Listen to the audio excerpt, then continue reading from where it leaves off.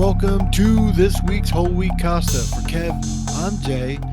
Today we're going to be talking a little more about Mandalore and the episodes Corruption and the Academy. Kev, you want to start us off with Corruption?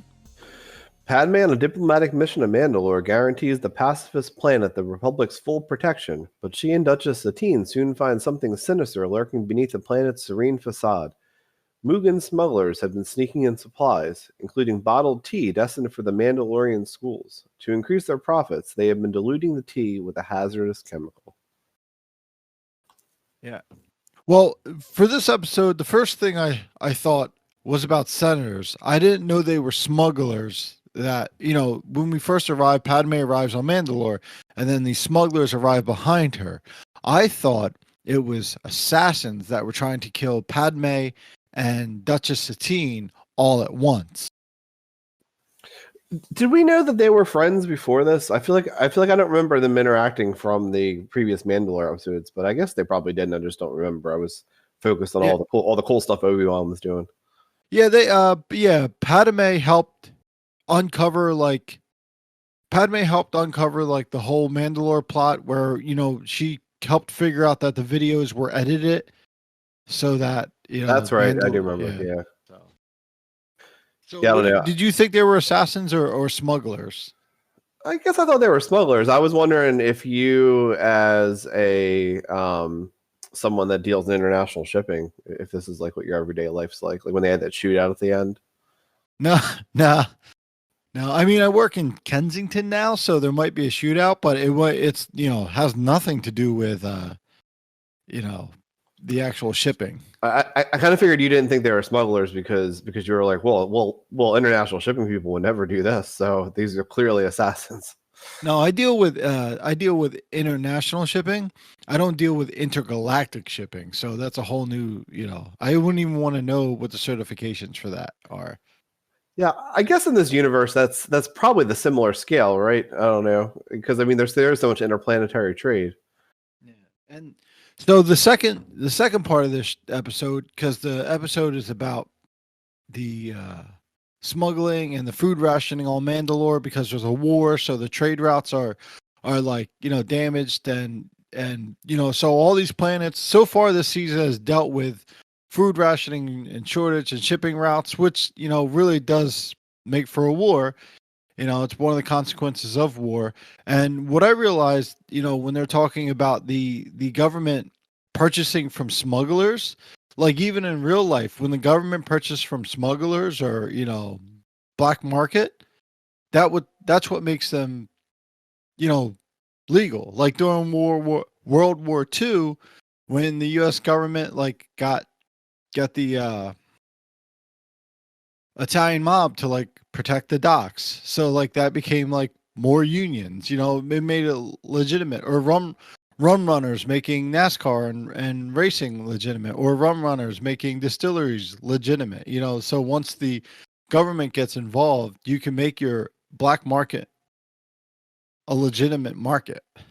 Yeah, exactly. I mean, I feel like this happened multiple times over history, right? Like governments contracting with actual pirates, or the dealings with the U.S. and the Middle East over the years, supporting one illegal side or the other to overthrow a government. Unfortunately, this is a pretty realistic episode. So it's and then the second episode, the Academy kind of deals with the consequences of the smuggling. You kind of see who is involved in the smuggling. Did you feel like although the unrealistic thing was that in our real world schools can't get updated textbooks, but here their school had a whole chemical analyzer? Yeah, this I would probably put this as a military academy. So it would be a government building where they had everything, or the MIT of Yeah, that's true, because it's Satine's nephew, right? Is there? Yeah. So I figure if the Duchess goes there, that's the best school on Mandalore or close to it. I do assume that the dock officials they talked to was you at work though, where they're just like, oh well, this crop, we're going to arrest you. And he's like, you can't arrest me though. He's like, he has his feet up on the desk, and he's like, yeah, I'm too well connected. I mean, I don't even have anything to hide. I'll tell you what I did. Yeah, basically. So that's what I was just thinking of seconds ago. Like Duchess Satine is a very powerful person. She runs, she's like the hierarchy of the entire planet. But there's way richer people on Mandalore, like making money, and this guy's connected to those way richer people. So even if she throws them in jail, he'll be like, okay, they're just gonna get me out and get the, because they have all the governors and judges in their pocket, just like in the real world. Well, I feel like you sort of see the dangers of both sides, right? Like with the Republic and with the Senate, you see a governing style where it's very centralized, and the Senate basically controls everything, and you see the dangers of that. And here you sort of see the opposite. This is like American politics Republican like dream planet, where it seems like it's very free economy and the market makes the decisions. But again, just like in our world recently, you see how that doesn't really work either that well. Like you need somewhere in the middle. And so real quick, do you want to go over the plot of Corruption so we could talk about these episodes as one? Oh, for the Academy, you mean too? Oh yeah, Academy. So for Academy, Ahsoka Tano is assigned to teach a class at a leadership academy on Mandalore. Soon after she arrives, Duchess Satine's zealous nephew, Korkie Kryze, and his classmates uncover a nefarious plot. Prime Minister Almec is revealed to be an active part of the Mandalorian black market conspiracy on Mandalore, and he attempts to permanently silence Duchess Satine and the cadets before they expose his corruption. Ahsoka and the cadets defeat Almec before he can succeed. There's a lot of things in that description. One, Korkie Kryze. Two, I like attempts to permanently silence Duchess Satine. That's such like a mob phrase. Yeah, so you have the corruption. So these two episodes, the second episode we bring in a Jedi, I guess, just to investigate what it could have been anyone investigating. But it could have been the inspector. Yeah, it could have been anyone. So, it's Star Wars, so there has to be a Jedi. But the two episodes deal with corruption, and she's like, I can't, and Duchess Satine goes, I can't believe that, my people are corrupt. How far does this corruption go? So, being in my 30s, so it's not like a super long time to be alive, but I just feel like just in New Jersey alone, like every year there's always like, this Newark mayor's going to jail for corruption. Atlantic City mayor going to jail for corruption. Camden mayor going to jail for corruption. Bergen County, officials going to jail for, corruption. And I'm just like, in 30 years, 30 plus years in New Jersey, like just kind of watching the news, like, and news playing off in the background of my life. I always hear officials in New Jersey going to jail for corruption, let alone the rest of the world. Well, I mean, I think Jersey is a pretty corrupt place. I don't know. I think our whole area. I work with I work with a girl who is. So I feel like she's so Italian. Each of her names, like middle, first, middle, last name, like each one gets more Italian than the previous name. And the last name is just vowels. Yeah, and we were making fun of her about how her dad probably is in the mob or whatever. And then the one person off was like, he probably owns a construction company. She's like, yeah, I'm literally wearing a sweatshirt from his construction company right now. And we're like, oh yeah. Yeah. He's only made people disappear. Concrete, construction, and trash. It's just our area, like New York, I can't say tri-state, but it goes pretty far out. But I guess like New York, New Jersey, and Philadelphia, like we're known for our corruption. And, hundreds, since I've been alive, probably hundreds of officials have gone to jail or been like replaced because of corruption. And she's like, I don't understand the corruption. Like, how naive on a planet scale do you have to be that you don't think corruption is a part of your everyday life?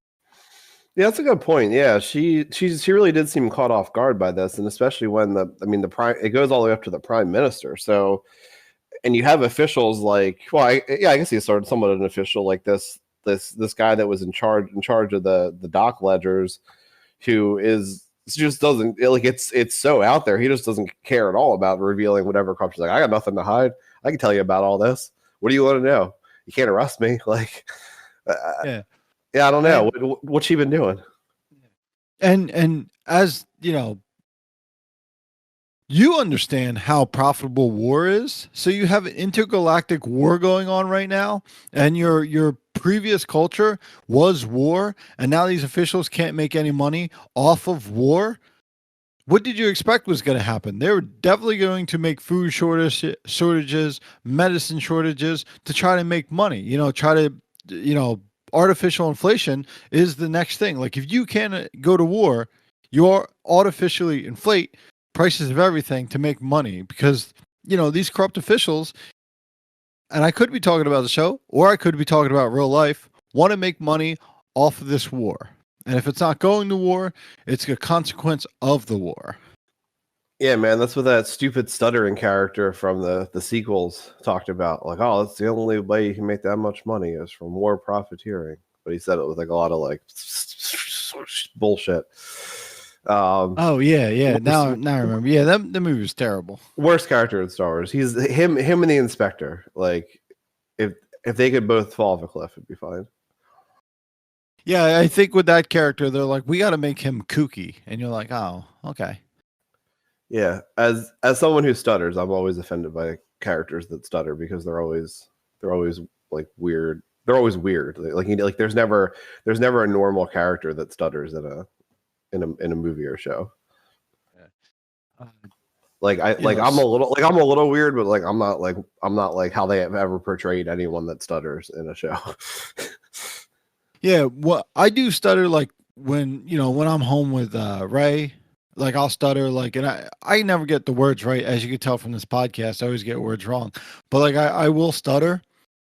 But if I read fine. But if I read things out loud, I have a real hard time reading and like speaking the words. It comes out real stuttery. That's why like I never write out introductions for the podcast or closings for the podcast, because like I can't do it.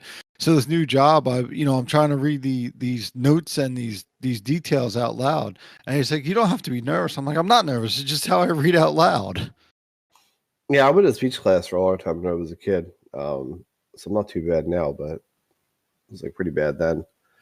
Oh yeah, so I really can't read my my notes that I took, because also the other thing this week is I'm on my daughter's computer that I built her, so I have some pink cat ear headphones on that I'm recording with right now, because I had issues starting my computer. And one of the things I got when I built the computer was this like I don't know, it's like this gamer sort of keyboard that like lights up and stuff. But it's so hard to type on. I don't know why. So my notes are unintelligible because I didn't go back and fix all the all the extra keystrokes that I hit by accident. But yeah. So I really like these two episodes, and I like Mandalore, and I'm pretty sure Duchess Satine, when she asked for a Jedi, she kind of wanted Obi-Wan to come, because Obi-Wan's kind of a badass, but she didn't want to say Obi-Wan. And I think the Ahsoka stuff, I get it. I get why she was there. Like, Jedi has to be in Star Wars for some reason all the time. And, I just think that part of the episode, the second episode in this arc, kind of took away from the actual arc. Like, I'd rather see other people, like just regular people, investigate and like come up with a plan.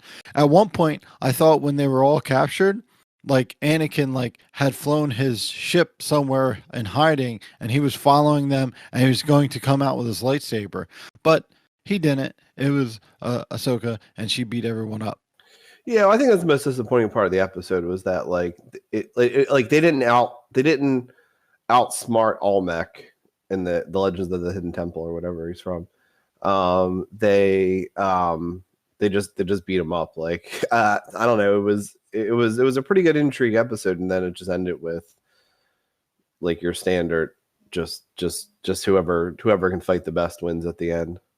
Yeah, I'm with you on that one, but what are you gonna do? Oh, the other thing that was like modern day politics too was that in the beginning of the first episode this week, when like the first thing that came up, then somebody was like, "Is it Death Watch?" Like everything the bad that happens has to be Death Watch. Like in American politics, it's like oh, is it Trump? Is it Joe Biden? Like no, maybe it has nothing to do with either of them. Like Maybe it's just something. Maybe it's just people being jerks. yeah. So I don't know this.